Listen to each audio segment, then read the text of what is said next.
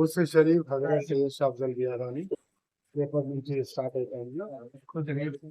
Government Telangana district administration ద్వారా చాలా మంచిగా ఏర్పాట్లు చేశారు.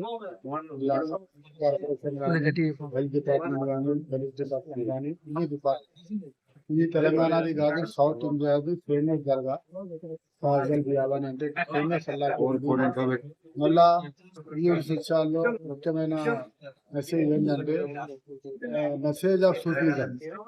సూఫిజం అంటే ఏంటి, ఇలా కాన్సెప్ట్ ఏంటి, దాని మీద ఎల్లుండి సాయంత్రం మేము యూనిటీ కాన్ఫరెన్స్ అనేది చేస్తున్నాం. అందులో ముస్లిమ్స్ కానీ, హిందూస్ కానీ, సిఖ్లు కానీ, క్రిస్టియన్స్ కానీ, అన్ని మత గురువులు, అన్ని సంబంధించిన సియాసీ లీడర్స్, పొలిటికల్ లీడర్స్ కూడా అలా పార్టిసిపేట్ చేస్తారు. మీడియా మిత్రులతోని నాది ఒక రిక్వెస్ట్ ఉన్నది, మేము ఇక్కడ మాట్లాడేది ఈ అమన్ का जो मैसेज है, शांति का जो मैसेज है, मोहब्बत का जो मैसेज है, आज तेलंगाना को उसकी जरूरत है, पूरे इंडिया में जरूरत है. మొత్తం ఇండియాలో తెలంగాణ అవసరం, ఇవాళ శాంతి అవసరం, ఇవాళ ప్రేమ అవసరం ఉన్నది. ఆ మెసేజ్ ఈ సూఫీస్ ఇచ్చారు. అది ప్రతి ఇంటికి పోవాలా, ప్రతి యంగ్స్టర్లో పోవాలా. हिंदू मुसलमान सिख ईसाई सब भाई भाई है. सुकून शांति के लिए हम ये काम कर रहे हैं. अल्लाह हमारी खिदमत को कबूल फरमाए. विरोधी साथियों ప్రజా కాన్ఫరెన్స్ అయ్యిపోతాను.